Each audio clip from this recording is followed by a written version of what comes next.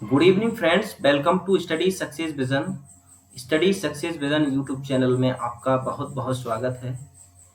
आज का हमारा टॉपिक है प्रॉफिट एंड लॉस, जिसका लेक्चर नंबर 1 हम कवर करेंगे। दिस इज मी आशिक हुसैन। तो प्रॉफिट एंड लॉस है जो इस चैप्टर से आपको प्रत्येक एग्जाम में 2 से 3 क्वेश्चन देखने को मिलते हैं। इसलिए एग्जाम पॉइंट ऑफ व्यू से ये चैप्टर काफ़ी महत्वपूर्ण है। इसलिए हम इसकी एक एक क्वेश्चन, एक एक कंसेप्ट को बारीकी से पढ़ेंगे। तो हम थोड़ा इसके टर्म के बारे में थोड़ा पढ़ते हैं। कोई एक व्यक्ति है जिसने किसी वस्तु को खरीदा खरीदा है यदि किसी वस्तु को, तो उसको हम उसका सीपी बोलेंगे या हम उसको कॉस्ट प्राइस बोलेंगे या हम उसको लागत मूल्य बोलेंगे। माना कि किसी व्यक्ति ने एक वस्तु है, उसको उसने 100 रुपए में खरीदा, तो 100 रुपए उस वस्तु का हमारा वो 100 रुपए है उस वस्तु का कॉस्ट प्राइस हो जाएगा, उसका लागत मूल्य हो जाएगा, उसका क्रय मूल्य हो जाएगा। आई होप ये आपको समझ में आ रहा होगा। जो भी चीज वो खरीद कर लाया, जितने रुपए में खरीद कर लाया, वो उस वस्तु का क्या हो जाएगा, क्रय मूल्य। इसको कॉस्ट प्राइस भी बोलते हैं, इसको शॉर्ट फॉर्म सीपी बोलेंगे और उसको हम लागत मूल्य भी बोलेंगे। फिर क्या होता है, वह व्यक्ति उसी वस्तु को 200 रुपए में क्या कर देता है, बेच देता है। क्या कर देता है, बेच देता है। तो उस वस्तु का ये 200 रुपए क्या कहलाएगा, उस वस्तु का ये विक्रय मूल्य कहलाएगा। विक्रय मूल्य कहलाएगा उसी वस्तु का, और हम इंग्लिश में इसको सेलिंग प्राइस बोलते हैं, या इसका शॉर्ट फॉर्म हम एसपी यूज करेंगे। आई होप ये चीज आपको समझ में आया होगा। चलिए एक स्टेप और आगे बढ़ते हैं।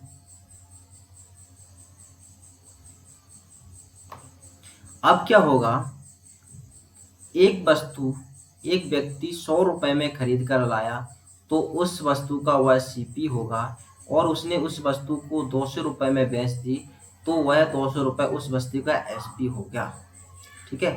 अब उसमें क्या हुआ, वो 100 रुपए की लेके आया वो वस्तु, और 200 रुपए में उसने बेच दी, तो कितने एक्स्ट्रा रुपए में बेची, तो उसने 100 रुपए एक्स्ट्रा उसको मिल गए। तो जो उसको सीपी से एक्स्ट्रा जो भी चीज मिली, वो उस वस्तु का प्रॉफिट होगा। सीपी से जो भी एक्स्ट्रा मिला, वो उस वस्तु का क्या होगा, प्रॉफिट होगा। आई होप ये चीज आपको क्लियर होगी। आगे बढ़ते हैं। अब क्या होता है कि एक व्यक्ति किसी वस्तु को 50 रुपए में खरीदता है, तो ये क्या होगा, उस वस्तु का सीपी हो गया, क्योंकि उसने खरीदा है तो उस वस्तु का क्या होगा, सीपी होगा। और उसने 30 रुपए में उसको क्या है, उसी वस्तु को 30 रुपए में उसने क्या कर दिया, सेल कर दिया। मतलब सेलिंग प्राइस की 30 हो गई उस वस्तु की। तो अब उसमें क्या हुआ, तो 50 रुपए के लेके आया था और 30 रुपए में बेच दिया, तो क्या हुआ, उसको 20 रुपए का क्या हुआ, घाटा हो गया, या हम इसको लॉस बोलेंगे। तो कितने का हो गया, 20 रुपए का क्या हो गया, हमें उसमें लॉस हो गया। आई होप ये भी चीज आपको क्लियर होगी। ये बच्चों वाली बात है, but exam point of view से हर एक चीज क्लियर कराना जरूरी है। नेक्स्ट स्लाइड में हम पढ़ेंगे कि ये चीज तो हमने देख ली कि प्रॉफिट हो रहा है क्या लॉस हो रहा है। तो इसका फॉर्मूला क्या बनेगा, profit is equal to selling price minus cost price. यहां से आपको एक चीज देखने को मिल रहा है, तो प्रॉफिट जब ही होगा जब selling price more than cost price. जब सेलिंग प्राइस कॉस्ट प्राइस से ज्यादा होगी, तभी प्रॉफिट होगा उस वस्तु पर। ठीक है, यहां से एक फॉर्मूला ये बना। अगला क्या था हमारा, लॉस था। तो लॉस बराबर क्या होता है हमारा, cost price minus selling price.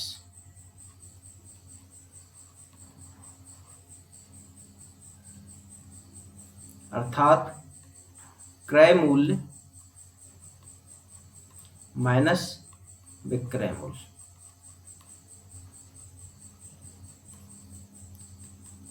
तो इसमें आपको क्या चीज देखने को मिली, इसमें लॉस तभी होगा जब कॉस्ट प्राइस मोर देन किसके होगा, सेलिंग प्राइस के। यदि कॉस्ट प्राइस ज्यादा होगा और सेलिंग प्राइस कम होगी, तब उस कंडीशन में उस वस्तु पर क्या होगा, लॉस होगा। इतना चीज क्लियर हुआ होगा।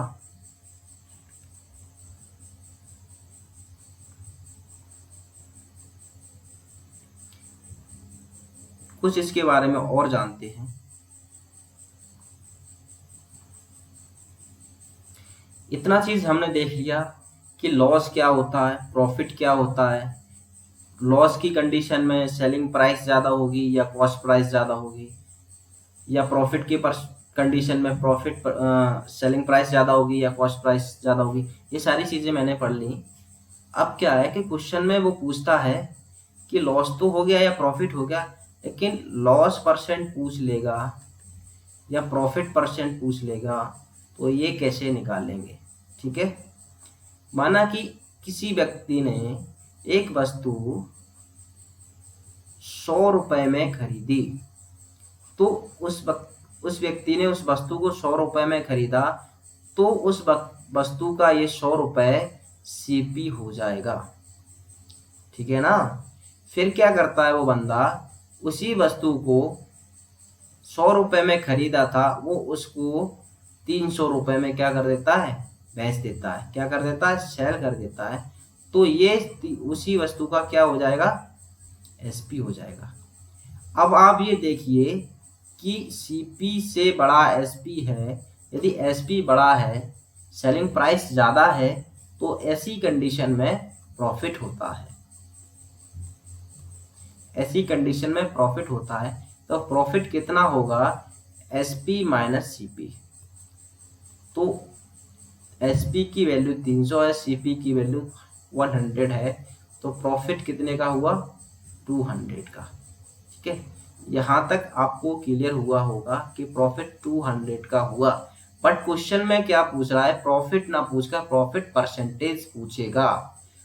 तो प्रॉफिट परसेंटेज पूछेगा, तो प्रॉफिट परसेंटेज किसके रेस्पेक्ट में निकालना पड़ता है। हमेशा आप ये देखिए कि सीपी हमेशा कांस्टेंट रहता है। जो भी वैल्यू हम कंपेयर करेंगे, जो भी लॉस या प्रॉफिट हम कंपेयर करेंगे, वो हम सीपी से कंपेयर करेंगे, कॉस्ट प्राइस से ही कंपेयर करेंगे। यदि कॉस्ट प्राइस से अगर कोई चीज़ ज़्यादा में बेचता है तो उसको लाभ होगा, और कॉस्ट प्राइस से यदि कम में बेचता है तो उसको हानि होगी। तो हम यहाँ पर भी हम क्या देख रहे थे, सीपी से ही कंपेयर कर रहे थे। 100 रुपए की कोई वस्तु खरीदी और 300 में बेच दी, तो सीपी से कंपेयर, सीपी से कितना ज्यादा बेचा, 2 से। तो हम हमेशा कंपेयरिंग किससे करेंगे, सीपी से। इसलिए प्रॉफिट परसेंटेज को भी हम सीपी से कंपेयर करेंगे।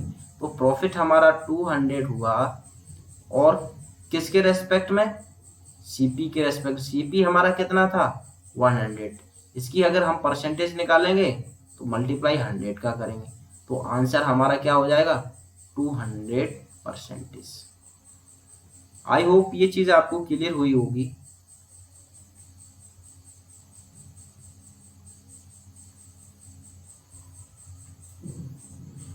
फिर क्या बोलता है कि नेक्स्ट कंसेप्ट पढ़ते हैं कि एक वस्तु वो क्या करता है, 250 रुपीज में क्या करता है, कॉस्ट करता है। कोई व्यक्ति एक वस्तु 250 रुपए में खरीदता है, तो उस वस्तु का ये क्या हो जाएगा, कॉस्ट प्राइस। तो उस वस्तु का ये क्या हो जाएगा, कॉस्ट प्राइस। और वो 200 रुपये में क्या कर देता, उसी वस्तु को बेच देगा। तो ये 200 रुपये उस वस्तु का क्या हो जाएगा, सेलिंग प्राइस। ये 200 रुपये उस वस्तु का क्या हो जाएगा, सेलिंग प्राइस। अब आप यहाँ ये देखिए कि हमारा सीपी ज़्यादा है और एसपी कम है, अर्थात वो व्यक्ति उस वस्तु को 250 रुपये में लेकर आया था और 200 रुपये में उसने बेच दी, तो उसने 50 रुपये का उसका क्या हुआ, लॉस हुआ, 50 रुपये की उसको हानि हुई। तो कितने की हानि हुई, 50 रुपये की हानि हुई। लेकिन क्वेश्चन में वो हानि परसेंट पूछेगा, तो हमेशा जो भी हम कैलकुलेट करेंगे, हानि होगी या लाभ होगा, हम जो भी हम कैलकुलेट करेंगे वो किसके रेस्पेक्ट में करेंगे, कॉस्ट प्राइस के रेस्पेक्ट में। हमेशा जो कंपेयरिंग करेंगे कॉस्ट प्राइस से कंपेयरिंग करेंगे।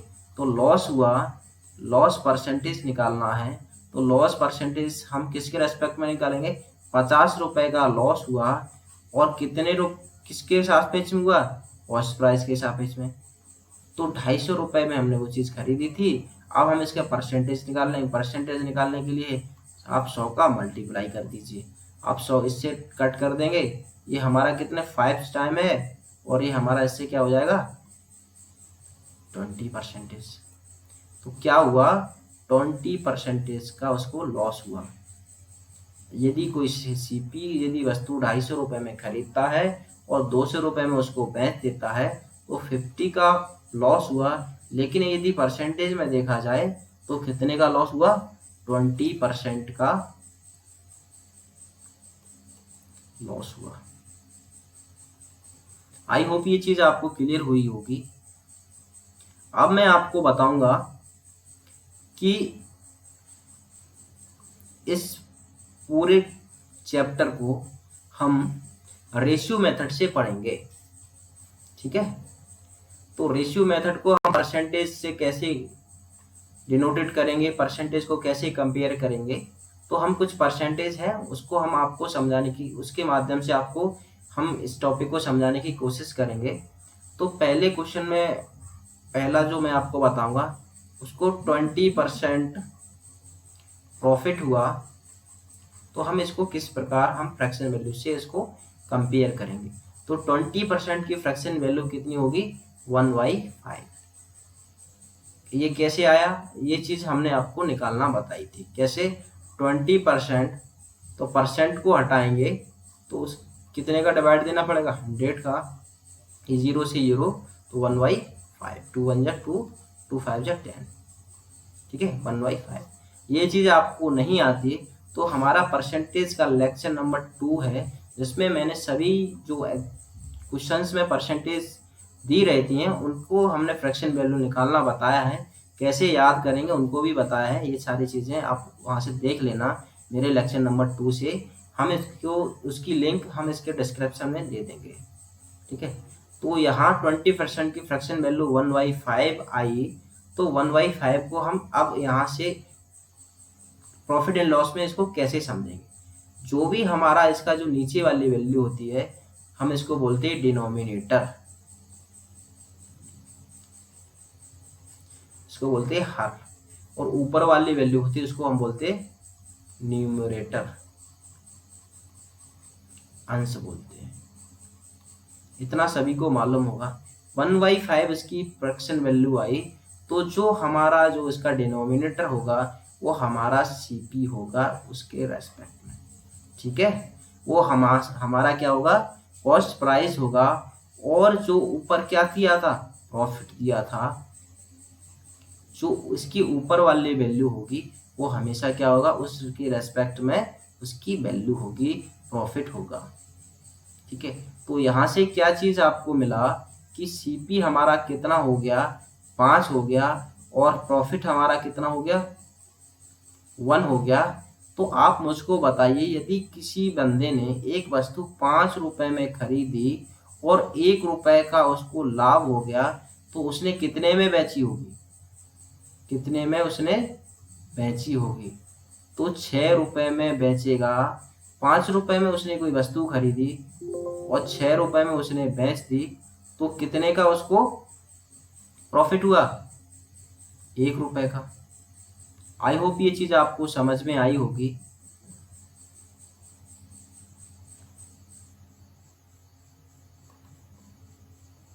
थोड़ा और आगे बढ़ते हैं।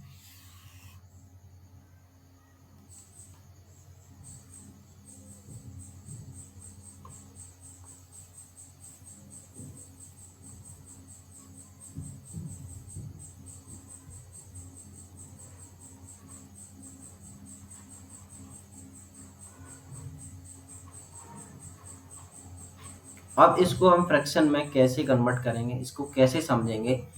यदि किसी वस्तु पर उसको 16 सही 2/3% की क्या होता है, लॉस होता है, तो हम इसको कैसे फ्रैक्शन में सीखेंगे। तो 16 सही 2/3% की फ्रैक्शन वैल्यू 1/6 होती है। तो जो हमारा नीचे का क्या होगा, कॉस्ट प्राइस होगा उस वस्तु का, और ऊपर क्या दे रहा है, यहाँ पर लॉस दे रहा है। तो जो इसके ऊपर वाली वैल्यू होगी वो क्या होगा, उस वस्तु का लॉस होगा। तो आप मुझको बताइए सीपी हमारा कितना हो गया, 6 हो गया, और हमारा लॉस कितना हो गया, 1 हो गया। तो हमारा एसपी कितना हो गया, एसपी कितना होगा। वो 6 रुपए में खरीदता है और एक बेचने पर उसको 1 रुपए की हानि होती है, तो वो कितने में बेचता हो, 5 रुपए में बेचेगा, तभी तो 1 रुपए की हानि होगी। यदि किसी बंदे ने एक वस्तु 6 रुपए में खरीदी और उसने 5 रुपए में बेच दी, तो उसको क्या हुआ, लॉस हुआ। कितने का हुआ, 1 रुपए का। यहाँ से हम इस टाइप से इसको निकाल लेंगे।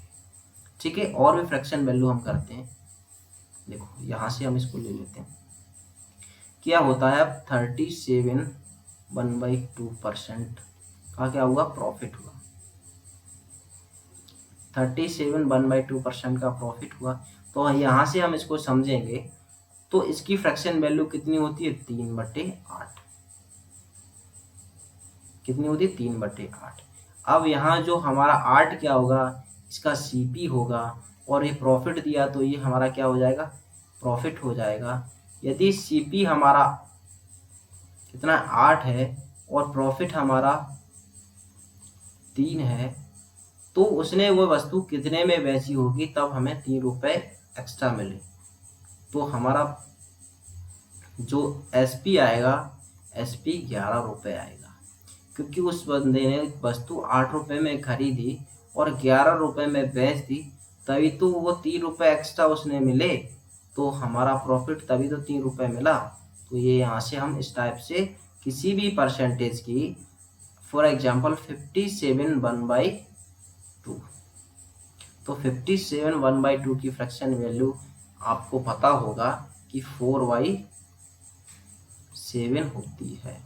तो यहाँ पर इसका अगर लॉस दे दिया, इतने का लॉस हुआ, तो ये हमारा क्या हो जाएगा, सीपी हो जाएगा 4, 7 सीपी हो जाएगा, 4 हमारा लॉस हो जाएगा। तो यदि कोई वस्तु 7 रुपए में उसने खरीदी और 4 रुपए की हानि हो गई, तो उसने कितने में बेची होगी, 3 रुपए में बेची होगी, तभी तो उसको 4 रुपए की हानि होगी। आई होप ये सारी चीजें आपको क्लियर हुई होंगी।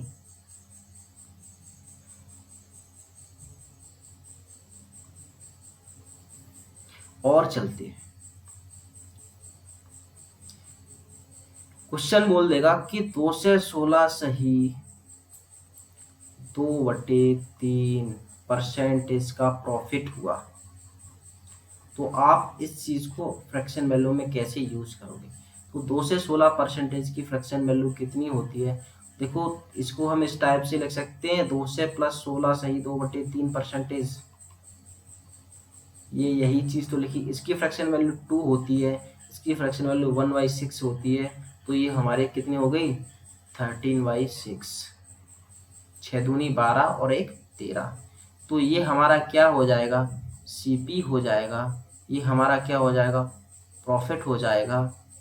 तो कोई वस्तु 6 रुपए में खरीदी और उसको उस पर 13 रुपए क्या हो गया, प्रॉफिट, तो उसने कितने में बेची होगी, तो उसने कितने में बेची होगी। 19 रुपए में जब बेचेगा तभी तो उसको 13 रुपए का क्या होगा, लाभ होगा। 6 रुपए में वो वस्तु खरीदी और 19 रुपए में बेच दी तो तब तो कितने का लाभ हो गया, 13 रुपए का। यहाँ से हम इस चीज को क्या करेंगे, कंपेयर करेंगे। और भी हम आपको बताते हैं, जैसे क्वेश्चन आ गया 233 सही 1/3% का लॉस हो गया। तो 233 सही 1/3% की फ्रैक्शन वैल्यू 2 से की हमारी 2 हो गई, 33 सही 1/3 की फ्रैक्शन 1/3 हो गई, ये हमारा हो गया 7/3। तो 3 हमारा सीपी हो जाएगा और लॉस हमारा कितना हो गया, लॉस हमारा कितना हो गया, 7 हो गया। तो उसने कितने में बेची होगी, तो ये